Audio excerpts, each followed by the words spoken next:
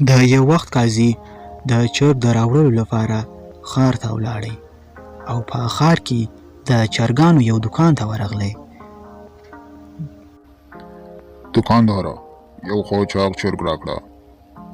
قاضي صاحب چرګان مې ټول ایستلي، یوازې دا یو دانه چرګ پاتې، هغه هم رانه چا په بیه اخیستی، خو اوس په سودا پسې بازار ته وتی چې کله راشي نو چرګ ورته سپارم او دکان بندوم.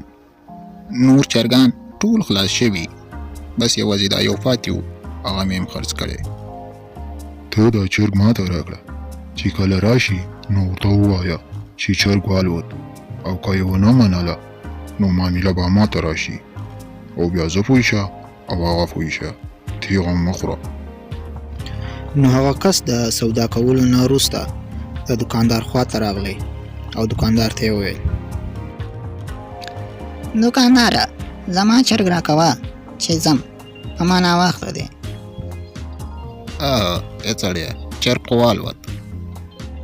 زه نه منم، چرګ څنګه والوت؟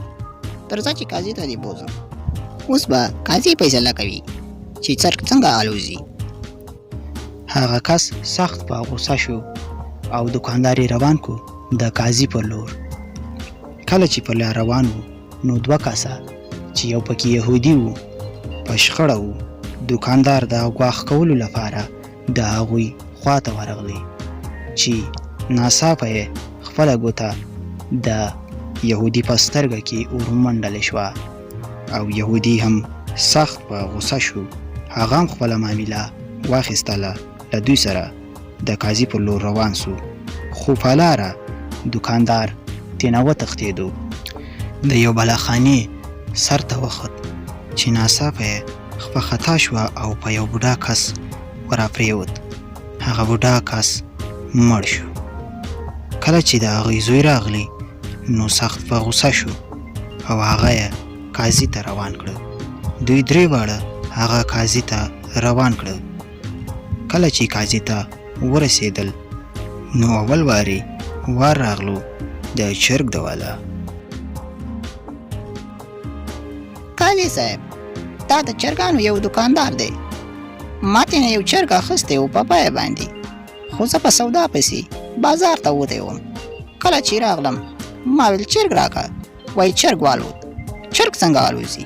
قاضي صاحب اوس فیصله په تا ده چې چرګ څنګه الوزي. قاضي د څه سوچ کولو نه وروسته فیصله څه په دې ډول وکړه: یا سړیه ستا په خدای یقین نشته زما خیال، کله چې یو شی خدای ووژني نو بیرته یې راژوندی کولی شي، نو بیا نشي کولی چې چرګ والوزوي که څنګه؟ نه قاضي صاحب په خدای مې بلکل یقین شته، هغه هر څه کولی شي، خو څه ووایم.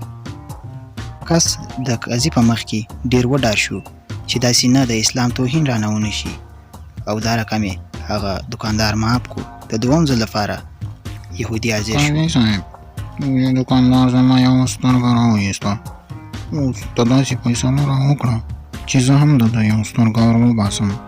په دې عدالت کې د یهودیانو لپاره نیمه فیصله وړه.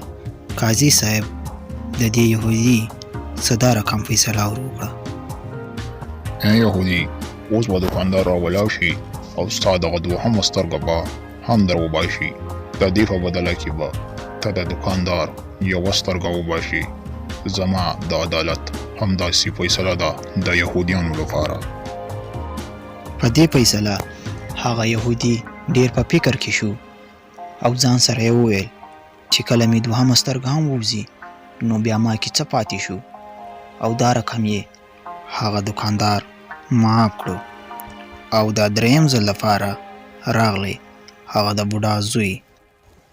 قاضي صاحب دې دکاندار د بلاخانې نه زما په پلار راټوک کړه او مړ یې کړه. قاضي صاحب اوس داسې فیصله راوکړه چې زه هم ته یې مړ کړم. اوس به فیصله په دې ډول کېږي، ته به پاس هغه بلاخانې ته وخېږې او دکاندار به ستا د پلار په ځای ودرېږي. ته به په دکاندار ور راټوپ کوې او دا رقم به ته د خپل پلار بدله اخلې او دکاندار به وژنې. قاضي صاحب که چیرې دکاندار دغه ځای نه وښویېده نو بیا خو زما ژوند ته خطره ده، او دا رقم به زه مړ شم، دا فیصله به څنګه کېږي قاضي صاحب؟ کومه بله فیصله راوکړه چې زه دا ای د دوکاندار بوډا ووژنم؟ زوی ستا پلار ولې په یو ځای ولاړو خو خوځېدلی و زما همدا فیصله ده که خوښه دې وي نو قبوله یې کړه که نه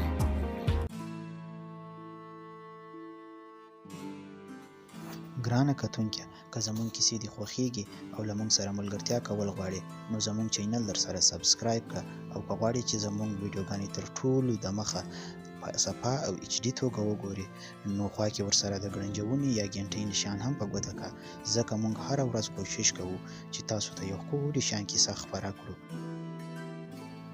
ګرانه کتونکیه که تاسو سره یو ښایسته کیسه وي نو مونږ ته یې په کمنټ کې ولیکئ. زمونږ ټیم به ستاسو په کیسه باندې غور وکړي. که چیرې ستاسو کیسه د نشر وړ وه نو نشر ته به وسپارلی شي او ستاسو نوم به په